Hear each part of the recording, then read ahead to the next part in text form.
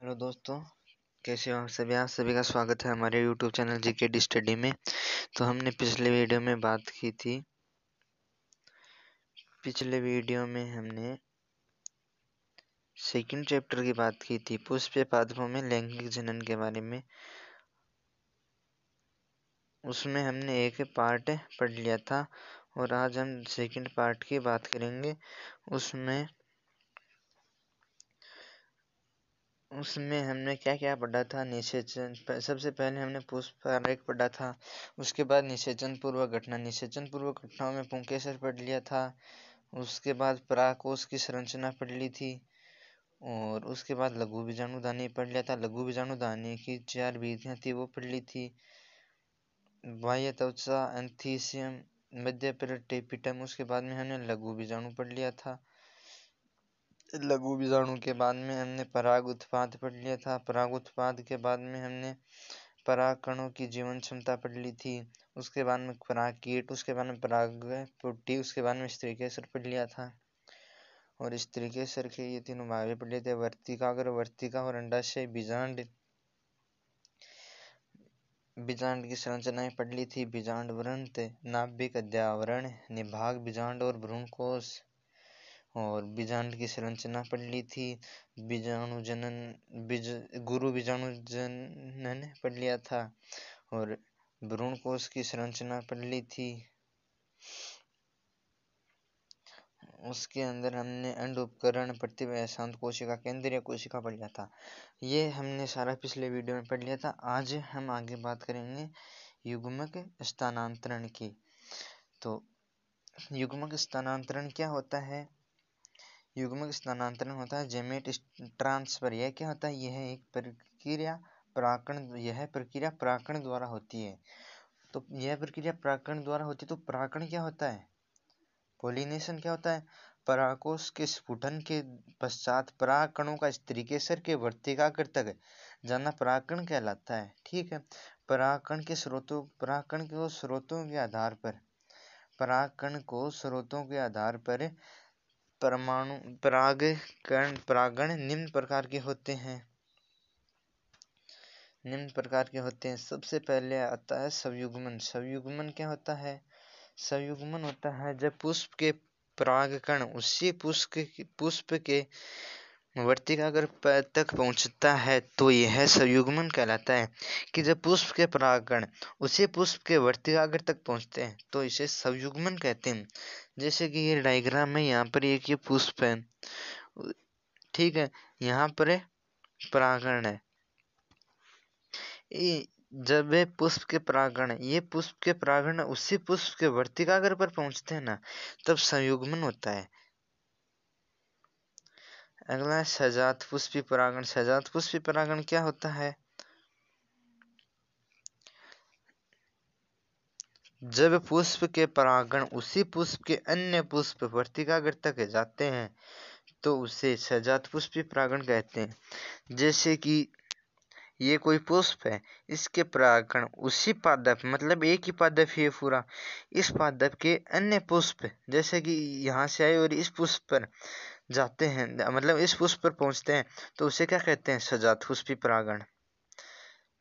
स्वपरागण निम्न परिस्थितियों में होता है। स्वपरागण और सवयुग्मन तथा सजात पुष्पी परागण को सम्मिलित रूप से स्वपरागण कहते हैं। ठीक है। उसके बाद में आता है स्वपरागण निम्न परिस्थितियों में होता है। कौन सी परिस्थितियां होती है? सबसे पहली आती है पादप उभयलिंगी होता है।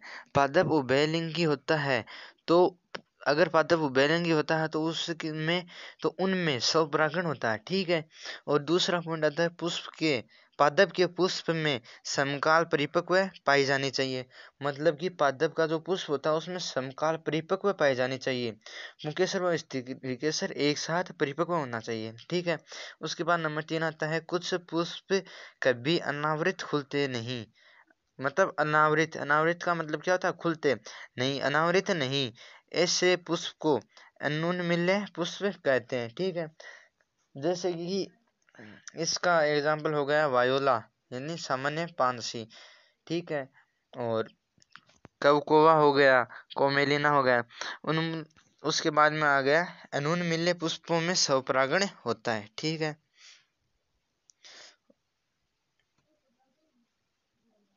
उसके बाद में आ गया परागकण। परागकण क्या होता है? जीनोगेमी। जब परागण परागकोश से दूसरे पादप के पुष्प वर्तिकाग्र पर पहुंचते हैं तो उसे परपरागण कहते हैं। ठीक है, पर परागकण के लिए निम्न परिस्थितियां होनी चाहिए। क्या क्या परिस्थितियां होनी चाहिए? पुष्प है ये एक लिंगी होना चाहिए। ठीक है, पुष्प के मतलब पुष्प है, इसमें पुष्प के विषम काल परिपक्व पाए जाने चाहिए।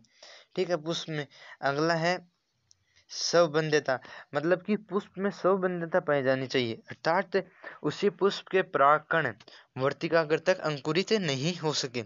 अगला है स्त्रीकेसर पुंकेसर की अपेक्षा अधिक लंबे, मतलब कि स्त्रीकेसर है ये पुंकेसर की अपेक्षा अधिक लंबे होते हैं। ठीक है, उन्मिल्य उन्मिल्य क्या होता है? पुष्प उन्मिल्य होते हैं। ठीक है, उसके बाद आता है पर परागण माध्यम के आधार पर निम्न प्रकार के होते हैं। ठीक है, कौन कौन से होते हैं? जल परागण हाइड्रोफिली, वायु परागण एनिमोफिली, कीट परागण एंटोमोफिली, जंतु परागण जूफिली, पक्षी परागण ऑर्निथोफिली, चमगादड़ परागण चिरोप्टेरिफिली, स्लग या घेंगा परागण मालाकोफिली। तो अब इसके अंदर जो मेन है उसके बारे में हम बातें करेंगे। इनमें सबसे पहले मेन आता है जल द्वारा परागण। नहीं, हाँ, जल द्वारा परागण। जल द्वारा परागण के अंदर क्या होता है? एक जल के द्वारा परागण होता है। जल के द्वारा परागण यह दो प्रकार का होता है। जल के द्वारा जो परागण होता है वह दो प्रकार का होता है। ठीक है, सबसे पहले होता है हाइड्रोफिली सेरेटोफाइलम और उसके बाद में होता है एफिहाइड्रोफिली वेलिसनेरिया। ठीक है, उसके बाद में वेलिसनेरिया होता है। वेलिसनेरिया के अंदर और इसका जो जल द्वारा परागण होता है ये है पुष्प छोटे होते हैं, अप्रकट होते हैं, नेक्टर विहीन होते हैं, सुगंध रहित होते हैं, वर्तिकाग्र चिपचिपे होते हैं और मोमी परत युक्त परागकण हल्के व मोमी परत युक्त होते हैं। और ये दो प्रकार के होते हैं, ये बता ही दिया। उसके बाद आता है वेलिसनेरिया में जल परागण। वेलिसनेरिया में जल परागण का मतलब है कि वेलिसनेरिया स्वजलीय एकलिंगी पादप होते हैं। जो वेलिसनेरिया है ये स्वजलीय एकलिंगी पादप है। इसमें नर पुष्प बंद अवस्था में अवमुक्त होकर पानी की सतह पर आ जाते हैं तथा जल धारा के साथ निष्क्रिय रूप में बहते हुए बैठते हुए मादा पुष्प तक पहुंचते हैं, जो लंबे डंठल पर लगे रहते हैं। नर पुष्प मादा पुष्प के पास पहुंचकर परागकण मुक्त करता है, तत्पश्चात निषेचन होता है। मतलब कि वेलिसनेरिया है ये स्वजलीय एकलिंगी पादप है। इसमें नर पुष्प बंद अवस्था में मुक्त होकर, ठीक है, और पानी की सतह पर आ जाते हैं तथा जल धारा के साथ, जब जल की धारा बहती है उसके साथ पानी की सतह पर आ जाते हैं तथा जल धारा के साथ निष्क्रिय रूप से बढ़ते हुए मादा पुष्प तक पहुंचते हैं, जो लंबे डंठल पर चले जाते हैं, जो लंबी डंठल होती है उस पर चले जाते हैं। नर पुष्प मादा पुष्प के पास पहुंचकर परागकण मुक्त करता है और तत्पश्चात निषेचन होता है। उसके बाद निषेचन होता है। ठीक है, उसके बाद आता है वायु द्वारा परागण। वायु द्वारा परागण में क्या होता है? पुष्प एकलिंगी होता है, रंगहीन होता है, सुगंध रहित होता है, नेक्टर रहित होता है। पुंकेसर के तंतु लंबे तथा पुष्प के बाहर की ओर मुक्त होते हैं ताकि पराग वायु में प्रवेश कर सके। उदाहरण मक्का या घास। ठीक है, मतलब कि पुष्प एकलिंगी होते हैं, पुष्प रंगहीन होते हैं, सुगंध रहित होते हैं, नेक्टर रहित होते हैं। पुंकेसर के तंतु लंबे तथा पुष्प के बाहर की ओर मुक्त होते हैं ताकि परागकण वायु में प्रवेश कर सके। और ये इसका डायग्राम है। उसके बाद में आता है कीटों द्वारा परागण। कीटों द्वारा परागण में क्या होता है? पुष्प रंगीन रंगीन होते हैं, सुगंधित होते हैं, नेक्टर युक्त होते हैं। पुष्प पुंकेसर पुष्प के अंदर की तरफ होते हैं। परागकण चिपचिपे व गोल तथा वर्तिकाकार चिपचिपा। रोज या सनफ्लोर का जो होता है पुष्प वह। ठीक है। उसके बाद में हम साल्विया होता है। साल्विया के अंदर कीट परागण पढ़ते हैं। साल्विया में लीवर क्रिया विधि द्वारा कीट परागण होता है। इसका पुष्प द्विओष्टीय होता है। मतलब कि साल्विया में लीवर क्रिया विधि द्वारा कीट परागण होता है और इसका पुष्प होता है वह द्विओष्टीय होता है। इनमें पुंकेसर दो पालियों में विभक्त होता है। ऊपरी पाली तो जनन क्षम तथा निचली पाली बंध्य होती है। जब कीट नेक्टर के लिए पुष्प के अंदर प्रवेश करता है तो बंध्य पाली पर दबाव पड़ता है, जिससे जनन क्षम पाली कीट के पीछे को छूती है और परागकण उसकी पीठ पर झड़ जाता है। ठीक है। मतलब कि यह दो पालियों में विभक्त होता है। ठीक है। ऊपरी पाली जननक्षम तथा निचली पाली बंध्य होती है। जब कीट नेक्टर के लिए पुष्प के अंदर प्रवेश करता है तो बंध्य पाली पर दबाव पड़ता है और जिससे जनन क्षम पाली कीट के पीठ पर छूती है और जो परागकण होते हैं वह उसकी पीठ पर झड़ जाते हैं। ठीक है। उसके बाद आता है पराग स्तरीकेसर संकर्षण, पोलन पिस्टिल इंटरेक्शन। क्या होता है इसके अंदर? हम पढ़ेंगे सुयोग पराग होता है इसकी पहचान। सुयोग पराग की पहचान कैसे होती है? परागकण व वर्तिकाग्र के रासायनिक घटकों के मध्य परस्पर संकर्षण द्वारा यह सुनिश्चित किया जाता है कि ठीक उसी जाति का परागकण वर्तिकाग्र तक पहुंचे। परागकण व वर्तिकाग्र के रासायनिक घटकों के मध्य परस्पर संकर्षण द्वारा यह सुनिश्चित किया जाता है। क्या सुनिश्चित किया जाता है? कि ठीक उसी जाति का परागकण वर्तिकाग्र तक पहुंचे और उसके बाद परागकण के द्वारा गलत प्रकार के परागकण भी उसी वर्तिकाग्र पर पड़ते हैं। ठीक है। स्त्रीकेसर में पराग की पहचान करने की क्षमता होती है और यदि पराग सही होता है तो स्त्रीकेसर द्वारा परागकण है उसको स्वीकृत कर लिया जाता है और परागकण के पश्चात परिवर्तन होने लगता है। और अगर परागकण गलत प्रकार का होता है तो स्त्रीकेसर के द्वारा जो पराग होते हैं उसकी अस्वीकृति की जाती है। मतलब स्वीकृति नहीं की जाती तथा पराग में अंकुरण नहीं हो पाते। ठीक है। और पराग की स्वीकृति करने के पश्चात पराग नली का निर्माण होता है। ठीक है। पराग नली का निर्माण होता है और पराग नली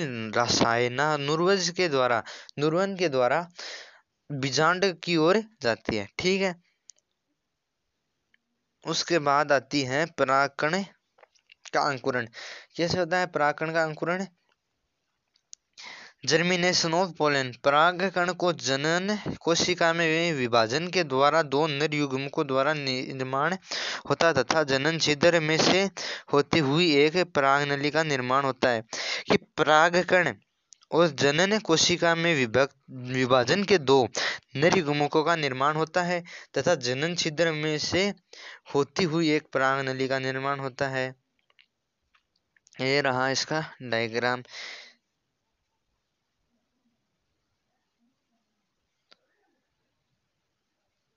ये तो है इसमें परागण। ये जो है ये है परागनली और ये है यहाँ पर ये है अंडाशय और ये है भ्रूण कोश।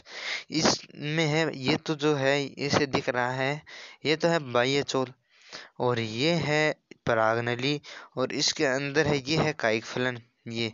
और यहाँ पर ये जो ऐसे ऐसे लगे हैं ये है नर युग्मक। ठीक है। ये है परागकण का अंकुरण।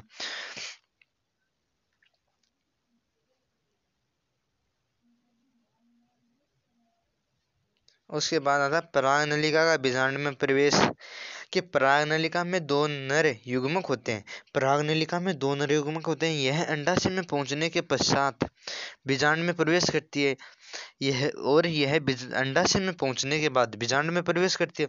और यह प्रवेश 3 प्रकार का होता है। कौन सा? सबसे पहले निभागीय प्रवेश, उसके बाद अंड द्वारी या बीजांड द्वारी प्रवेश, उसके बाद में अध्यावरणीय प्रवेश। निभागीय प्रवेश क्या होता है? परागनली बीजांड में निभाग में से प्रवेश करती है। मतलब कि परागनली होती है वह बीजांड में निभाग में प्रवेश करती है। और जो अंड द्वारी है ये क्या होता है? या बीजांड द्वारी प्रवेश, परागनली का बीजांड में प्रवेश बीजांड द्वार कहलाता है। और अध्यावरणीय अध्यावरणीय प्रवेश क्या कहलाता है? अध्यावरणीय प्रवेश क्या होता है? बीजांड में परागनली का प्रवेश अध्यावरण द्वारा होता है, उसे अध्यावरणीय प्रवेश कहते हैं। उसके बाद आता है परागनली का भ्रूणकोश में प्रवेश, entry of pollen tube in embryo sac. परागनली का प्रवेश बीजांड में प्रवेश कैसा भी हो, परंतु भ्रूणकोश में वह बीजांड द्वारा सिरे से ही प्रवेश करती है। मतलब कि परागनली का प्रवेश बीजांड में प्रवेश कैसा भी हो चाहे, परंतु भ्रूणकोश में वह बीजांड द्वारी सिरे से ही प्रवेश करती है। ठीक है। बीजांड द्वारी होती है, सिरों पर उपस्थित तंतुरूपी समुच्चय परागनलिका में प्रवेश को दिशा निर्देशित करती है। और परागनली तंतुमय समुच्चय के माध्यम से एक सहायक कोशिका में प्रविष्ट करती है। ठीक है। और ये जो हमने वर्णन किया है इन चारों पॉइंटों में, इसमें क्या है कि उपरोक्त वर्णित सभी प्रक्रम क्या क्या पढ़ा हमने? पराग की पहचान, अंकुरण, पराग की नलिका का बीजांड व भ्रूण कोश में प्रवेश। तो ये सभी क्या कहलाते हैं? पराग स्त्रीकेसर संकर्षण।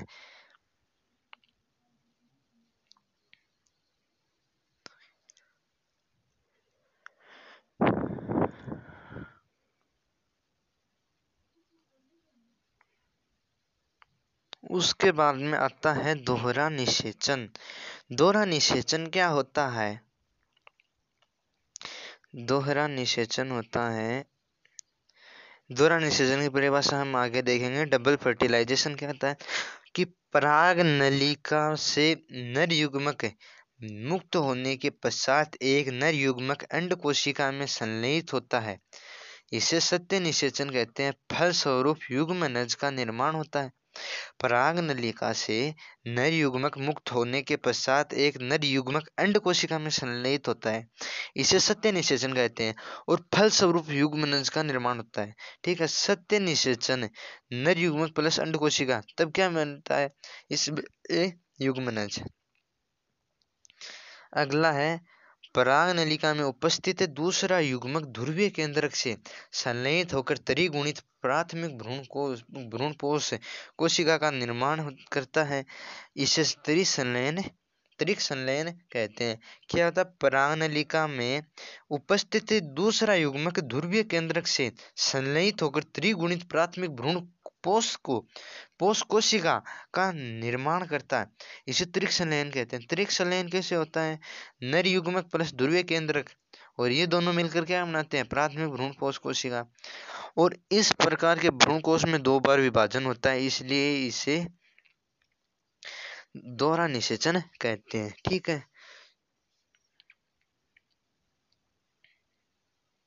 उसके बाद में निषेचन पश्च घटनाएं। निषेचन पश्च घटनाएं क्या होती है?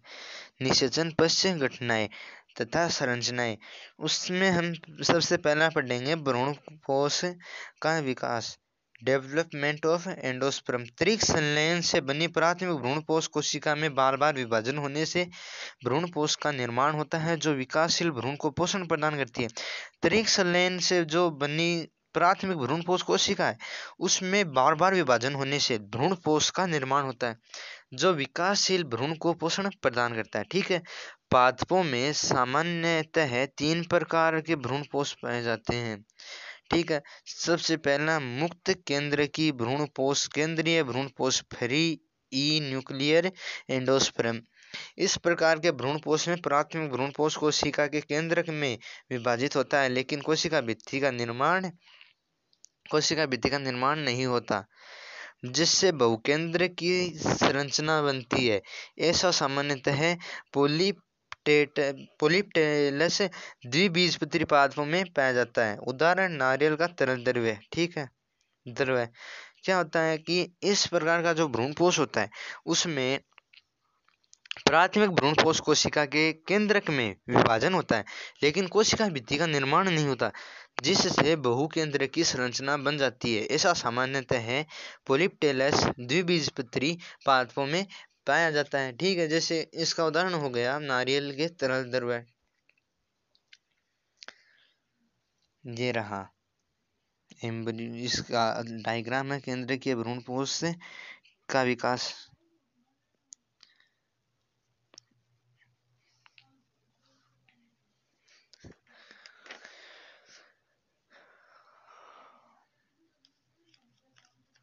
अगला है कोशिकीय भ्रूणपोष। कोशिकीय भ्रूणपोष क्या होता है? इस प्रकार के भ्रूणपोष का निर्माण प्राथमिक भ्रूणपोष कोशिका में केंद्रक विभाजन के साथ साथ कोशिका भित्ति का भी निर्माण होता है। ऐसा सामान्यतः गेमोपिटेलस द्विबीजपत्री पादपों में होता है। इस प्रकार के भ्रूणपोष के अंदर भ्रूणपोष का निर्माण प्राथमिक भ्रूणपोष कोशिका में केंद्रक विभाजन के साथ साथ कोशिका भित्ति का भी निर्माण होता है। ऐसा सामान्यतः गेमोपिटेलस द्विबीजपत्री पादपों में होता है। ठीक है, उसके बाद में आता है हेलोबियल भ्रूणपोष। हेलोबियल भ्रूणपोष क्या होता है? इस प्रकार के भ्रूणपोष के अंदर कोशिका व केंद्र के दोनों प्रकार की व्याख्या पाई जाती है। प्राथमिक भ्रूणपोष कोशिका में प्रथम विभाजन होता है, तो इसमें कोशिका विभाजन बनती है, कोशिका भित्ति बनती है, परंतु तत्पश्चात होना केवल केंद्रीय विभाजन होता है। ठीक है, तो आज के वीडियो में हम इतना ही अध्ययन करेंगे, बाकी की बातें अगले वीडियो में करेंगे। तो इसके 2 पार्ट हो गए और इसके नोट्स आज मैं टेलीग्राम पर डाल दूंगा, वहां से जाकर आप डाउनलोड कर सकते हैं और टेलीग्राम की लिंक मैं आपको डिस्क्रिप्शन में दे दूंगा, वहां से जाकर टेलीग्राम चैनल में ज्वाइन हो जाइए। अगर आपने अभी तक फर्स्ट पार्ट नहीं देखा है तो उसकी भी मैं लिंक आपको डिस्क्रिप्शन में दे दूंगा, वहां से जाकर फर्स्ट पार्ट भी देख लीजिए। और अगर आपने अभी तक हमारे चैनल को सब्सक्राइब नहीं किया तो हमारे चैनल को सब्सक्राइब भी कर लीजिए और अपने दोस्तों के साथ शेयर कीजिए और वीडियो को लाइक करें और वीडियो को पूरा देखें। ठीक है, धन्यवाद दोस्तों, बाकी की बातें करते हैं अगले वीडियो में।